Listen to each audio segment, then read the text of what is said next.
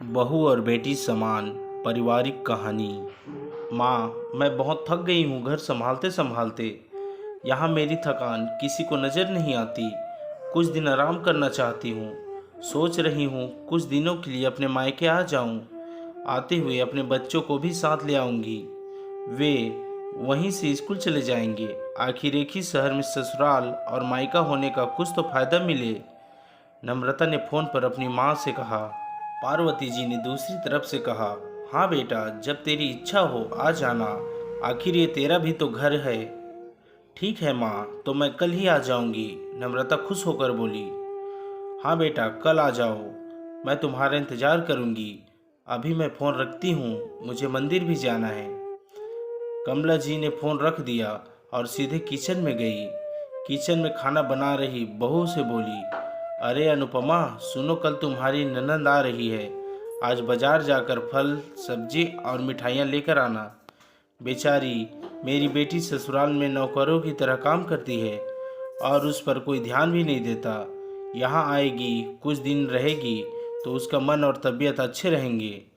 सास के मुंह से ऐसी बातें सुनकर अनुपमा का चेहरा उतर गया। वह मन ही मन सोचने लगी, काश आपको मेरी थकावट भी नजर आती। मैं भी दिन रात झाड़ू पोछा, बर्तन, खाना बनाना, मार्केट जाना और हर वह काम करती हूँ जिससे हमारे परिवार वालों को कोई दिक्कत ना हो। काश आप मुझ पर भी ध्यान दे पाती। आपकी बेटी तो जब मन में आता है तब यहाँ आ जाती है, लेकिन मैं साल में एक बार ही अपनी माँ के पास जाती हूँ, तब भी आपको प्रॉब्लम होती है। मैं भी इंसान हूँ, मेरा भी मन है। मुझे भी लगता है अपने माँ के पास जाकर थोड़ा आराम करूँ, सुख दुख की दो चार बातें करूँ, अपना मन हल्का करूँ। भगवान, अब तुम ही कुछ करो ताकि मेरी सास की आंखें खुले और मेरी थकावट भी नजर आए। शाम तक भगवान ने जैसे अनुपमा की सुन ली और उसकी ननद का फ़ोन आया। ननद ने अपनी माँ से कहा कि उसकी सास ने उसे मायके जाने से मना कर दिया है, इसलिए इस बार वो नहीं आ सकती। पार्वती जी बोली, ऐसे कैसे मना कर दिया? पहले तो कभी वह तुम्हें आने के लिए नहीं रोकती थी, इस बार भला क्या हो गया? लाओ मेरी बात कराओ उनसे, मैं समझाती हूँ। नम्रता ने फ़ोन अपनी सास के पास दिया। पार्वती जी ने कहा, नमस्कार समधन जी, आपसे कुछ कहना था। समधन जी ने कहा, कहिए। दरअसल नम्रता कल त्यौहार है, इसलिए अपने मायके आना चाहती है। अगर आप उसे भेज दे तो अच्छा रहेगा। नम्रता की सास ने कहा, देखिए समधन जी, आपकी बेटी मायके जाकर रहे, इस बात के लिए हमने उसे कभी रोका नहीं और इस बात से हमें कोई प्रॉब्लम भी नहीं है। कुछ दिनों पहले मैं अपने रिश्तेदार की शादी में गई थी। वहाँ आपकी बहू अनुपमा की माता जी से मिलने का मौका मिला। उनसे गपशप करने के दौरान उनकी बातों से पता चला कि अनुपमा को साल में एक ही बार आपने मायके जाने को मिलता है, और वह भी बहुत कम समय के लिए। मुझे लगता है आपको पहले अनुपमा को उसके मायके भेज देना चाहिए, और वह जब मायके होकर आ जाएगी तो मैं नम्रता को आपके पास भेज दूंगी। एक बहुत ज़रूरी बात जो मुझे लगता है आपको समझ लेनी चाहिए, आपको अपनी बहू को भी बेटी की तरह या बेटी से भी ज़्यादा प्यार देना चाहिए। उसे भी मायके जाने की इच्छा होती होगी। हो सकता है नम्रता के वहाँ आने से उसकी आवभगत करने के लिए आप उसे उसके मायके नहीं भेजती होगी, या फिर वह आपसे कुछ कहने से अभी डरती हो। अगर आप उसको घर में ही कैद करके रखोगी तो एक दिन ऐसा आएगा जब वह आपके खिलाफ बोलने लगेगी, फिर वह आपकी सुनेगी भी नहीं और जब चाहे तब अपने मायके आ जाएगी। ऐसे परिस्थिति आए, इससे अच्छा है कि आप कुछ बदलाव अमल में ले आएं, जिससे आपका रिश्ता और रिश्ते की मिठास खराब न हो। पार्वती को अपने समधन के हर एक शब्द में सच्चाई नजर आई।